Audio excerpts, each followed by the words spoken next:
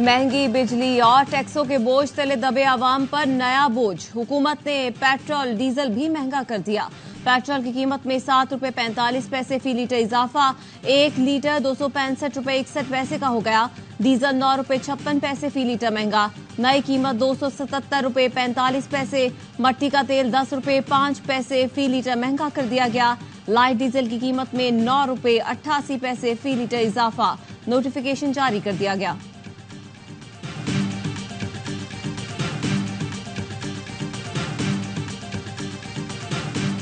Petroleum मसनूआत पर ज्यादा से ज्यादा लेवी ₹70 होगी। पेट्रोलियम लेवी का इतलाक फौरी तौर पर नहीं हो रहा। IMF प्रोग्राम में मुस्बत पेशरफ्त हो रही है। जुलाई में IMF से मुआहिदा होने की उम्मीद है। ख्वाहिश है कि IMF का आखिरी प्रोग्राम हो। वजीर खजाना मोहम्मद औरंगजेब की प्रेस कॉन्फ्रेंस, कहा एक्सपोर्टर्स को 2 से 3 दिन में टैक्स रिफंड अदा कर देंगे। टैक्स एक्सपोर्ट पर नहीं, उनकी आमदन पर है। कोई कंपनी नुकसान में जाती है तो उस पर कोई टैक्स नहीं होगा। इसमें शक नहीं कि तनख्वाहदार तबके पर बोझ पड़ा है। सूरत हाल बेहतर होते ही रिलीफ देंगे। 42,000 रजिस्टर्ड रिटेलर्स पर आज से टैक्स लगेगा।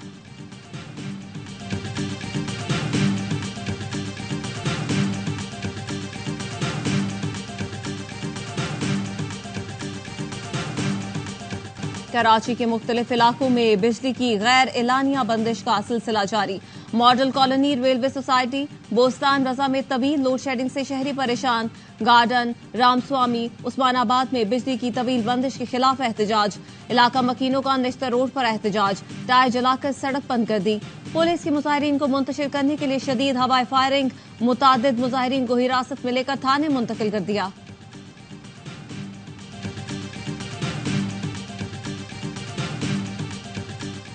लाहौर समेत पंजाब के कई शहरों में बारिश, गर्मी की शिद्दत में कमी।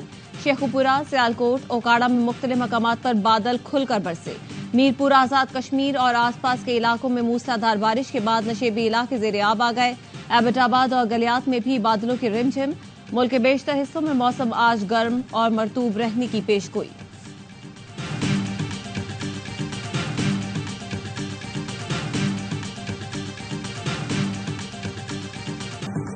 मौलाना फजल रहमान ने मुल्क में नए इंतखाबात का मुतालबा कर दिया। प्रेस कॉन्फ्रेंस में कहा, हुकूमत में इतना दमखम नहीं कि हमारी शिकायत का अजाला कर सके। अमरीका ने 8 फरवरी के इंतखाबात को मशकूक करार दिया। अमरीका को अपने अंदरूनी मामलात में मुदाखलत की इजाजत नहीं दे सकते, लेकिन खारजा पॉलिसी कहाँ है? क्या ये सिफारती नाकामी नहीं? ऑपरेशन असम इस्तेहकाम के मामले पर भी यकसुई नहीं पाई जा रही। हम अभी तक पाकिस्तान में सरमायाकारी के लिए चीन का एतमाद बहाल नहीं कर सके। सवालात बहुत हैं, लेकिन रियासत के लिए मुश्किलात पैदा नहीं करना चाह रहे। सरबराह JUI का PTI के राब्तों का खैर मकदम, क़यादत में यकसुई न होने का भी शिकवा। बोले, पार्टी सरबराह की हिदायत लेकर वफूद हमारे पास आते हैं, लेकिन अभी तक कोई मुज़ाकराती कमेटी नहीं बनाई।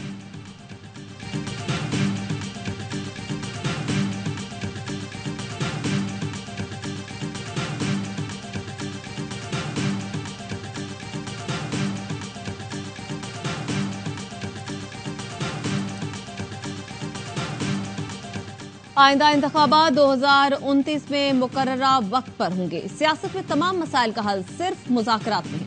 वज़ीर इत्तलात अता तारड़ का मौलाना फजल रहमान की प्रेस कॉन्फ्रेंस पर रद्द-ए-अमल। कहा, मौलाना फजल रहमान हमारे बुजुर्ग और काबिल एहतराम सियासतदान हैं। मौजूदा सूरत हाल में बयानबाजी के बजाय पार्लियामेंट में बात होनी चाहिए। मौलाना फजल रहमान को हुकूमत के मुआशी बेहतरी के इकदाम को सराहना चाहिए।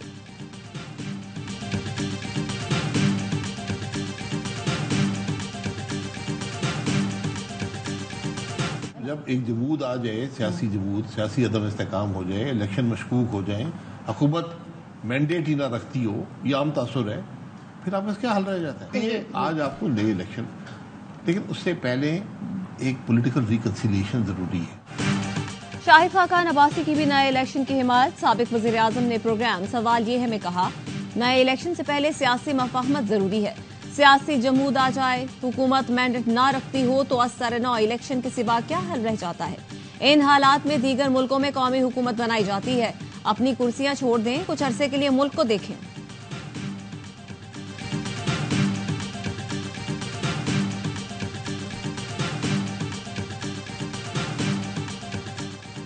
PTI ने JUI से मुज़ाकरात के लिए 5 रहनुमाओं के नाम दे दिए। असद कैसर, उमर अयूब, बैरिस्टर गौहर मुज़ाकराती टीम का हिस्सा। जराये का कहना है शिबली फराज और रऊफ हसन भी टीम में शामिल होंगे।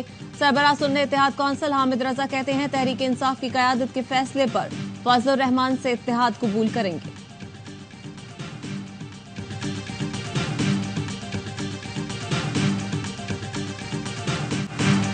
मौजूदा लीडरशिप ने बानी पीटीआई के गिर्द दीवार बना दी है। फवाद चौधरी कहते हैं सियासी हिकमत अमली बनने दी जा रही है, न ये लोग सियासी मशवरा दे सकते हैं। हर मुलाकात में यही 6 लोग होते हैं, किसी और को मिलने नहीं दिया जाता।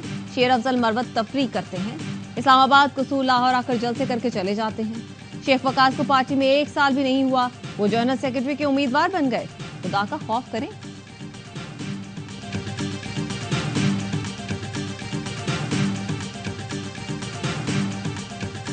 वजीर आजम और काबीना अरकान मास सर्वेलेंस के जिम्मेदार हैं। शहरियों की किसी भी किस्म की सर्वेलेंस गैर कानूनी है। उम्मीद है वजीर आजम इदारों से रिपोर्ट्स लेकर मामला काबीना में रखेंगे। इस्लामाबाद हाई कोर्ट ने बुशा बीबी और नजम साकिब ऑडियो लीक्स केस की समाअत का तहरीरी हुक्मनामा जारी कर दिया। जस्टिस बाबर सत्तार ने हुक्मनामे में लिखा, वजीर आजम बताएं क्या कानून और आइन के बरखिलाफ शहरियों की सर्वेलेंस जारी है। वजीर आजम बताएं लॉफुल इंटरस्टेशन मैनेजमेंट सिस्टम की तनसीब और मास सर्वेलेंस का जिम्मेदार कौन है। वजीर आजम बताएं सर्वेलेंस सिस्टम का इंचार्ज कौन है जो शहरियों की प्राइवेसी मुतासिर कर रहा है। वजीर आजम लॉफुल मैनेजमेंट सिस्टम से मुतालिक 6 हफ्ते में रिपोर्ट जमा करवाने की पाबंद है। चेयरमैन पीटीए और मेंबरान को तौहीन अदालत की शो कॉज नोटिस जारी कर दिए। आइंदा समाअत 4 सितंबर को होगी।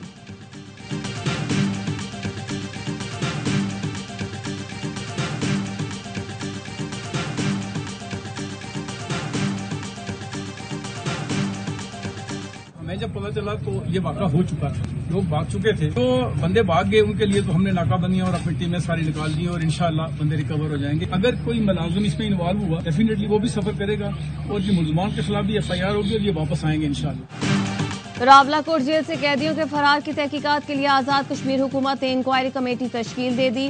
Secretary inland revenue Mohammad Raqib inquiry committee के चेयरमैन मुकर्रर। कमिश्नर पूंछ सरदार वहीद और DIG पूंछ शहरियार कमेटी में शामिल। गुज़श्ता रोज डिस्ट्रिक्ट जेल रावलाकोट से दहशतगर्दी में मुलव्वस मुल्जिमान समेत 19 कैदी फरार हो गए। गोले से फायरिंग के तबादले में 1 कैदी हलाक हुआ। SSP रावलाकोट का कहना है डिस्ट्रिक्ट जेल रावलाकोट के अमले को गिरफ्तार कर लिया। रावलाकोट पुलिस ने जेल का इंतजाम संभाल लिया। महकमा दाखिला ने जेल की कमजोर सिक्योरिटी पर 30 मई को आजाद कश्मीर हाईकोर्ट को खत लिखा था। खत में दहशतगर्दी के मुकदमात में कैद 3 मुल्जिमान गाजी शहजाद, मोहम्मद अयाज और तैमूर मुमताज को किसी और जेल में मुंतकिल करने का कहा गया था।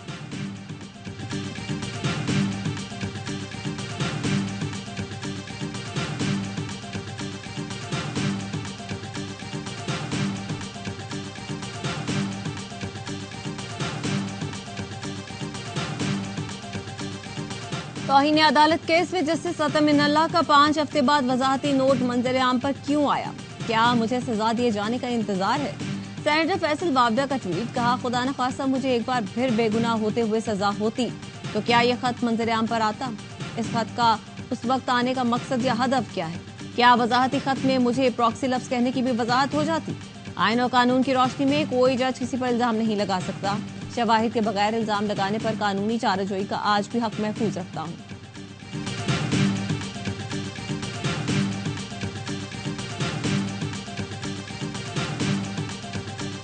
तहफ़्फ़ुज़ात तो हमारे कुछ और भी हैं। उसमें एक PSDP पे एतमाद में न लेना था। उन्हीं लोगों पे टैक्स लगा जिसको हम समझते थे कि इनसे हटके भी लोगों पे लगना चाहिए, इंडस्ट्रियलिस्ट पे लगना चाहिए, रिटेलर्स उसमें आने चाहिए।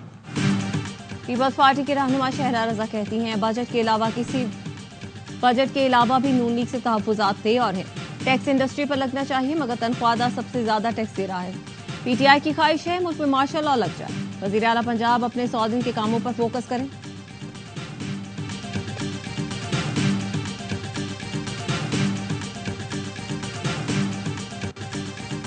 मरियम की दस्तक प्रोग्राम से न सिर्फ सर्विसेज घर बैठे मिलेंगी बल्कि करप्शन का खात्मा होगा। मरियम नवाज कहती हैं लाखों नौजवान नुमाइंदे प्रोग्राम में खिदमात अंजाम देंगे। दस्तक सर्विसेज की फराहमी से नौजवान रोजाना हजारों रुपए कमा सकेंगे। वज़ीर आला पंजाब मरियम नवाज की हिदायत पर दस्तक नुमाइंदों के रजिस्ट्रेशन का आगाज।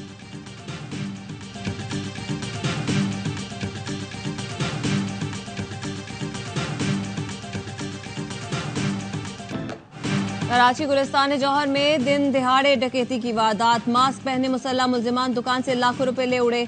मुल्जिमान ने कैश काउंटर लूटने के बाद दुकान से सामान भी लूटा और फरार हुए। मुकदमा शाहराह फैसल थाने में दर्ज। पुलिस लुटेरों को पकड़ने में नाकाम।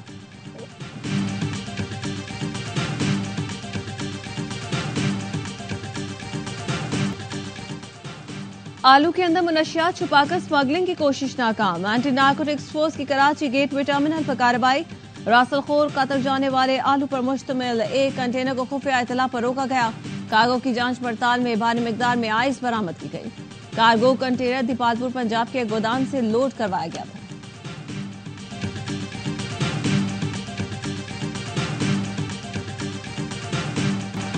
अमरीकी सदारती मुबाहिसे के बाद जो बाइडन से इलेक्शन की दौड़ छोड़ने का मुतालबा जोर पकड़ गया।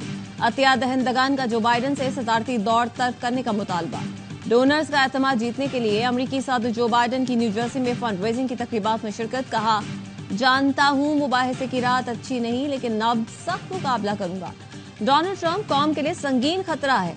गैर मुल्की मीडिया के मुताबिक जो बाइडन के पास दस्तबरदारी के लिए 1 हफ्ते का वक्त रह गया है।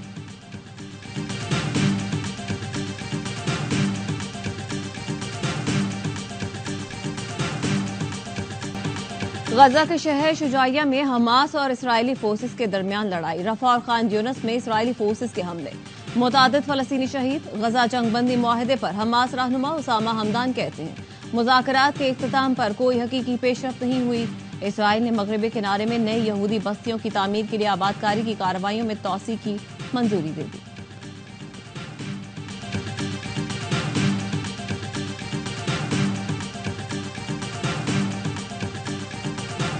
नाइजीरिया में एक ही दिन में शादी, जनाजे और अस्पताल पर खुदकुश धमाके। औरतों बच्चों समेत 18 अफराद हलाक, दर्जनों जख्मी।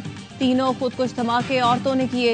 एक औरत ने शादी की तकरीब में गोद में शीरख्वार बच्चे के साथ खुद को उड़ाया। जख्मियों को अस्पताल ले जाया गया तो एक और खातून हमलावर ने वहां धमाका कर दिया। बाद में तदफीन के लिए जाने वालों पर तीसरी हमलावर खातून ने धमाका किया। फौज ने रियासत में कर्फ्यू लगा दिया। किसी तंजीम ने जिम्मेदारी कबूल नहीं की।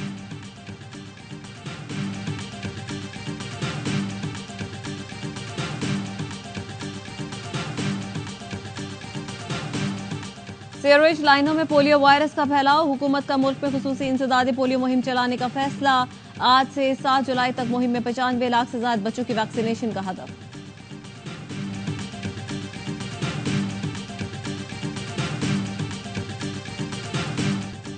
यूरो कप फुटबॉल में दिफाई चैंपियन इटली इवेंट से बाहर। प्री क्वार्टर फाइनल में स्विट्जरलैंड ने 2-0 से हरा दिया। मेजबान जर्मनी की भी टॉप 8 में रसाई। डेनमार्क को शिकस्त दी।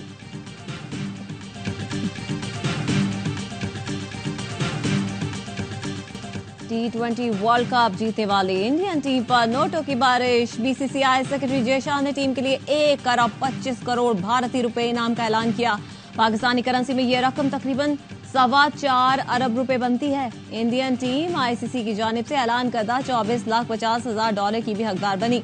यह रकम पाकिस्तानी करेंसी में 68 करोड़ रुपए से ज्यादा बनती है।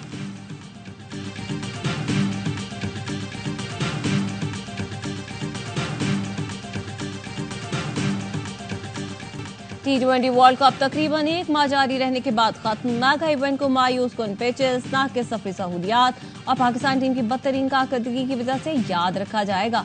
T20 बैटर्स का खेल इस दफा बॉलर्स का खेल बना। बारिश ने टीमों की उम्मीदों पर पानी फेरा। पूरे टूर्नामेंट में 1 सेंचुरी न बन सकी। बड़ी टीमें पहले मरहले में ही बाहर हो गई।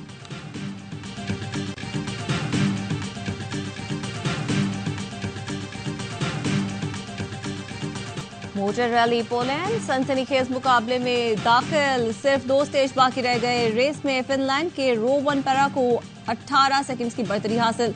जीतने के लिए फेवरेट बन गए। इतवार के इफ्तिताई मरहले में नॉर्वे के आंद्रेस की गाड़ी का टायर पंक्चर। पोडियम की दौड़ से बाहर हो गए।